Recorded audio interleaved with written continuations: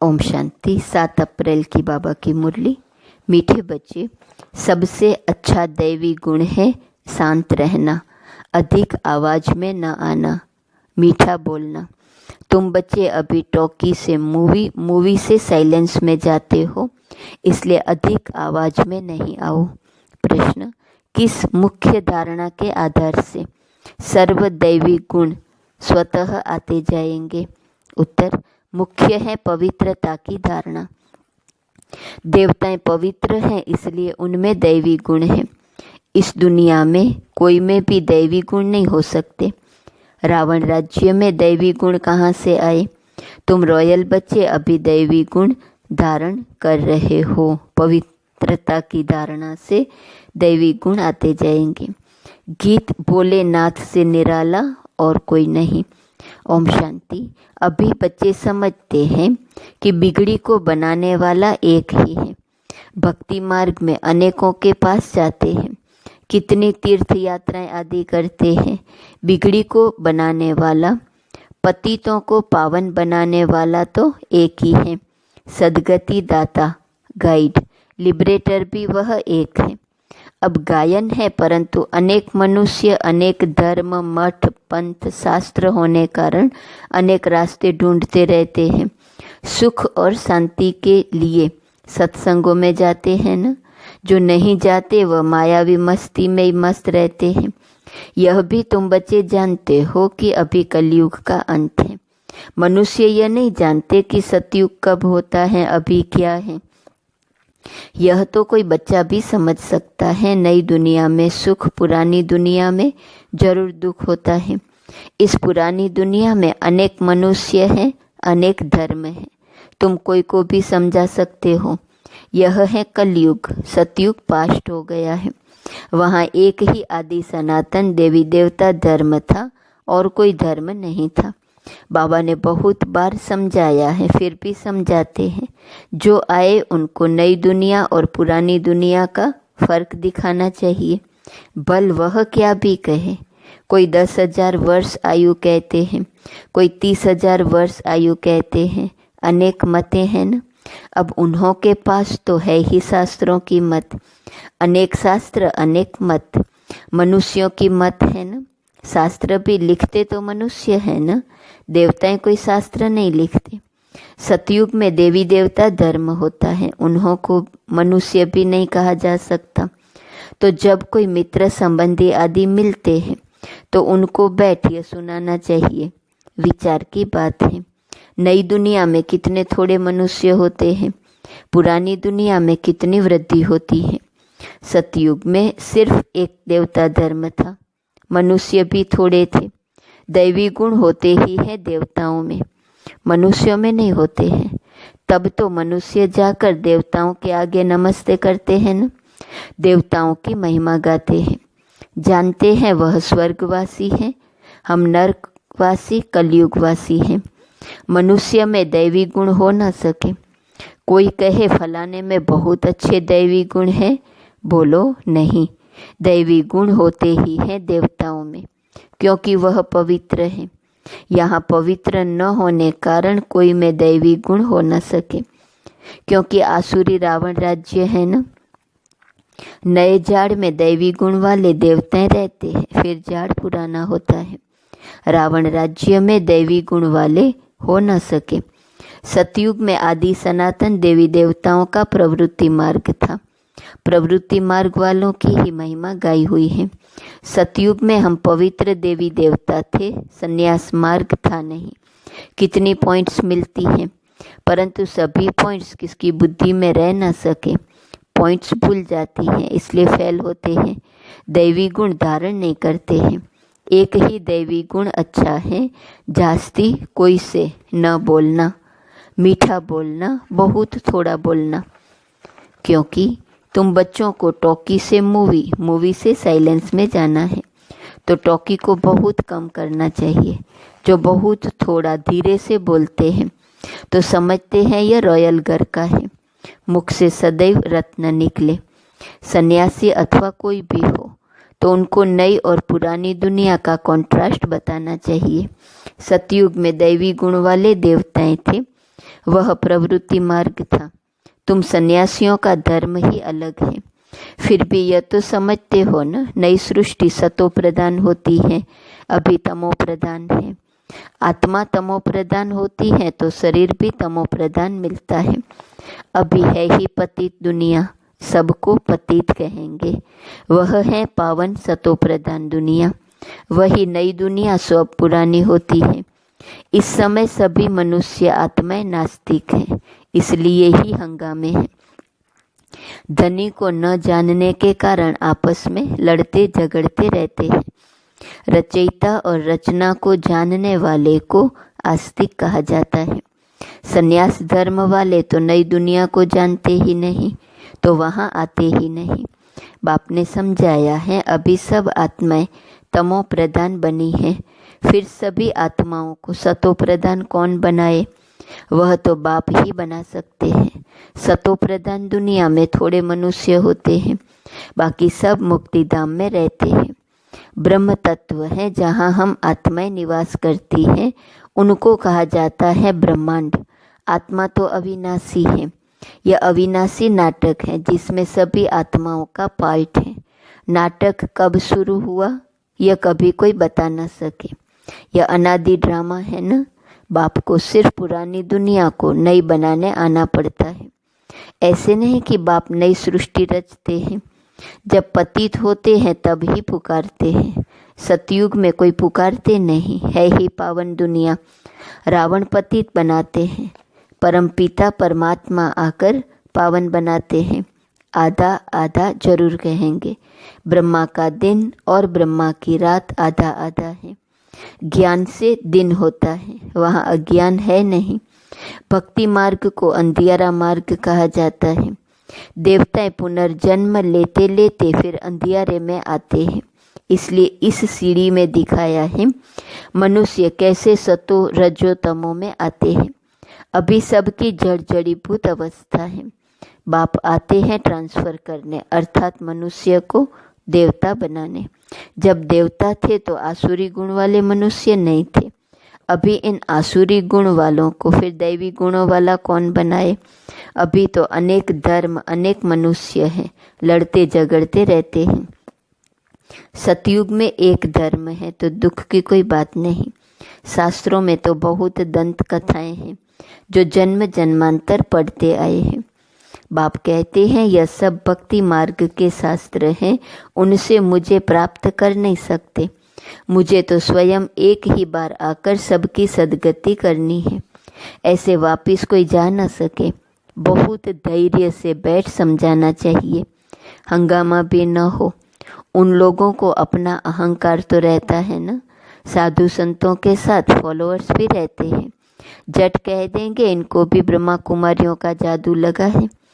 सयाने मनुष्य जो होंगे वह कहेंगे यह विचार करने योग्य बातें हैं। मेले प्रदर्शनी में अनेक प्रकार के आते हैं ना।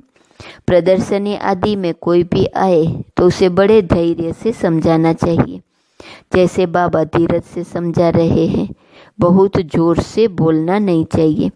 प्रदर्शनी में तो बहुत इकट्ठे हो जाते हैं ना, फिर कह देना चाहिए आप कुछ टाइम देकर एकांत में आकर समझेंगे तो आपको रचयिता और रचना का राज समझाएंगे। रचना के आदि मध्य अंत का ज्ञान रचयिता बाप ही समझाते हैं। बाकी तो सब नेति नेति ही करके जाते हैं, कोई भी मनुष्य जा न सके। ज्ञान से सद्गति हो जाती, फिर ज्ञान की दरकार नहीं होती। यह नॉलेज सिवाय बाप के कोई समझा न सके। समझाने वाला कोई बुजुर्ग होगा तो मनुष्य समझेंगे यह भी अनुभवी है, जरूर सत्संग आदि किया होगा। कोई बच्चे समझाएंगे तो कहेंगे यह क्या जाने। तो ऐसे ऐसे को बुजुर्ग का असर पड़ सकता है। बाप एक ही बार आकर यह नॉलेज समझाते हैं, तमो प्रधान से सतो प्रधान बनाते हैं। माताएं बैठ उनको समझाएंगी तो खुश होंगे। बोलो ज्ञान सागर बाप ने ज्ञान का कलश हम माताओं को दिया है, जो हम फिर औरों को देते हैं। बहुत नम्रता से बोलते रहना है। शिव ही ज्ञान का सागर है जो हमको ज्ञान सुनाते हैं। कहते हैं मैं तुम माताओं द्वारा मुक्ति जीवन मुक्ति के गेट्स खोलता हूँ और कोई खोल ना सके। हम अभी परमात्मा द्वारा पढ़ रहे हैं, हमको कोई मनुष्य नहीं पढ़ाते हैं। ज्ञान का सागर एक ही परमपिता परमात्मा है। तुम सब भक्ति के सागर हो। भक्ति की अथॉरिटी हो, न कि ज्ञान की। ज्ञान की अथॉरिटी एक मैं ही हूँ। महिमा भी एक की करते हैं, वही ऊंचते ऊंच हैं, हम उनको ही मानते हैं। वह हमको ब्रह्मा तन से पढ़ाते हैं, इसलिए ब्रह्मा कुमार कुमारियाँ गाए हुए हैं। ऐसे बहुत मीठे रूप में बैठ समझाओ। बल कितना भी पड़ा हुआ हो, ढेर प्रश्न करते हैं। पहले पहले तो बाप पर ही निश्चय कराना है। पहले तुम यह समझो रचयिता बाप है व नहीं। सभी का रचयिता एक शिव बाबा है, वही ज्ञान का सागर है। बाप टीचर सतगुरु है। पहले तो यह निश्चय बुद्धि हो कि रचयिता बाप ही रचना के आदि मध्य अंत का ज्ञान देते हैं, वही हमको समझाते हैं। वह तो जरूर राइट ही समझाएंगे, फिर कोई प्रश्न उठ न सके। बाप आते ही हैं संगम पर, सिर्फ कहते हैं मुझे याद करो तो पाप भस्म हो जाए। हमारा काम ही है पतित को पावन बनाने का। अभी तमो प्रधान दुनिया है, पतित पावन बाप बगैर कोई को जीवन मुक्ति मिल न सके। सभी गंगा स्नान करने जाते हैं तो पतित ठहरे ना। मैं तो कहता नहीं हूँ कि गंगा स्नान करो, मैं तो कहता हूँ माँ में कम याद करो। मैं तुम सभी आशिकों का मासूक हूँ। सभी एक मासूक को याद करते हैं। रचना का क्रिएटर एक ही बाप है। वह कहते हैं देही अभिमानी बन मुझे याद करो तो इस योग अग्नि से विकर्म विनाश होंगे। यह योग बाप अभी ही सिखलाते हैं, जबकि पुरानी दुनिया बदल रही है। विनाश सामने खड़ा है। अभी हम देवता बन रहे हैं। बाप कितना सहज बताते हैं। बाप के सामने बल सुनते हैं, परंतु एक रस हो नहीं सुनते। बुद्धि और तरफ भागती रहती है। भक्ति में भी ऐसे होता है। सारा दिन तो वेस्ट जाता है, बाकी जो टाइम मुकर्रर करते हैं उसमें भी बुद्धि कहाँ कहाँ चली जाती है। सबका ऐसा हाल होता होगा। माया है ना। कोई कोई बच्चे बाप के सामने बैठे ध्यान में चले जाते हैं। यह भी टाइम वेस्ट हुआ ना, कमाई तो नहीं हुई। बाप तो कहते हैं याद में रहो जिससे विकर्म विनाश हो। ध्यान में जाने से बुद्धि में बाप की याद नहीं रहती है। इन सब बातों में बहुत घोटाला है। तुमको तो आंखें बंद भी नहीं करनी है, याद में बैठना है ना। आंखें खोलने से डरना नहीं चाहिए। आंखें खुली हो, बुद्धि में मासूक की याद हो। आंखें बंद करके बैठना यह कायदा नहीं। बाप कहते हैं याद में बैठो, ऐसे थोड़े कहते हैं आंखें बंद करो। आंख बंद कर कान ऐसे नीचे कर बैठेंगे तो बाबा कैसे देखेंगे। आंखें कभी बंद नहीं करनी चाहिए। आंखें बंद हो जाती हैं तो कुछ दाल में काला होगा और कोई को याद करते होंगे। बाप तो कहते हैं और कोई मित्र संबंधियों आदि को याद किया तो तुम सच्चे आशिक नहीं ठहरे। सच्चा आशिक बनेंगे तभी ऊंच पद पाएंगे। मेहनत सारी याद में है। देह अभिमान में बाप को भूलते हैं, फिर धक्के खाते रहते हैं। और बहुत मीठा भी बनना चाहिए। वातावरण भी मीठा हो, कोई आवाज़ नहीं। कोई भी आए तो देखे। बात कितनी मीठी करते हैं। बहुत साइलेंस होनी चाहिए। कुछ भी लड़ना झगड़ना नहीं। नहीं तो जैसे बाप टीचर गुरु तीनों की निंदा कराते हैं, वह फिर पद भी बहुत कम पाएंगे। बच्चों को अब समझ तो मिली है। बाप कहते हम तुमको पढ़ाते हैं ऊंच पद पाने, पढ़कर फिर औरों को पढ़ाना है। खुद भी समझ सकते हैं हम तो कोई को सुनाते नहीं हैं तो क्या पद पाएंगे। प्रजा नहीं बनाएंगे तो क्या बनेंगे। योग नहीं ज्ञान नहीं तो फिर जरूर पढ़े हुए के आगे भरी ढोनी पड़ेंगी। अपने को देखना चाहिए। इस समय नापास हुए कम पद पाया तो कल्प कल्पांतर कम पद हो जाएगा। बाप का काम है समझाना। नहीं समझेंगे तो अपना पद भ्रष्ट करेंगे। कैसे किसको समझाना चाहिए वह भी बाबा समझाते रहते हैं। जितना थोड़ा और आहिस्ते बोलेंगे उतना अच्छा है। बार बार बाबा इशारा दे रहे हैं। बाबा सर्विस करने वालों की महिमा भी करते हैं ना। बहुत अच्छी सर्विस करते हैं तो बाबा के दिल पर चढ़ते हैं। सर्विस से ही तो दिल पर चढ़ेंगे ना। याद की यात्रा भी जरूर चाहिए, तब ही सतो प्रधान बनेंगे। सजा जास्ती खाएंगे तो पद कम हो जाएगा। पाप भस्म नहीं होते हैं तो सजा बहुत खानी पड़ती है, पद भी कम हो जाता है। उसको घाटा कहा जाता है। यह भी व्यापार है ना, घाटे में नहीं जाना चाहिए। दैवी गुण धारण करो, ऊंच बनना चाहिए। बाबा उन्नति के लिए किस्म किस्म की बातें सुनाते हैं। अब जो करेंगे सो पाएंगे। तुमको परिस्तानी बनना है, गुण भी ऐसे धारण करने हैं। अच्छा, मीठे मीठे सिकिलदे बच्चों प्रति माता पिता बाप दादा का याद, प्यार और गुड मॉर्निंग। रूहानी बाप की रूहानी बच्चों को नमस्ते। रूहानी बच्चों की रूहानी बाप को नमस्ते नमस्ते नमस्ते। धारणा के लिए मुख्य सार। किसी से भी बहुत नम्रता और धीरे से बातचीत करनी है।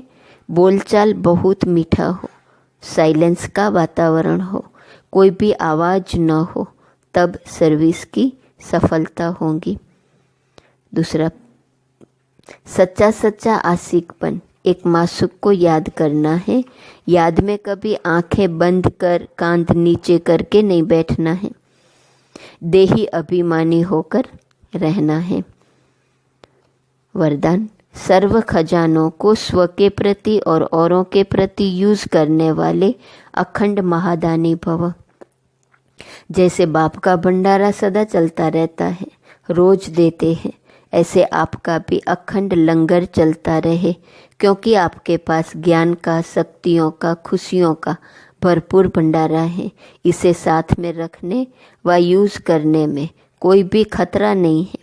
यह भंडारा खुला होगा तो चोर नहीं आएगा, बंद रखेंगे तो चोर आ जाएंगे। इसलिए रोज अपने मिले हुए खजानों को देखो और स्व के प्रति और औरों के प्रति यूज करो तो अखंड महादानी बन जाएंगे। स्लोगन, सुने हुए को मनन करो, मनन करने से ही शक्तिशाली बनेंगे। आज का स्वमान, मैं फरिश्ता हूँ। अव्यक्त इशारे की पॉइंट, सेवा और स्थिति, बाप और आप, यह कंबाइंड स्थिति, कंबाइंड सेवा करो तो सदा फरिश्ते स्वरूप का अनुभव करेंगे। सदा बाप के साथ भी हैं और साथी भी हैं, यह डबल अनुभव हो। स्व की लगन में सदा साथ का अनुभव करो और सेवा में सदा साथी का अनुभव करो।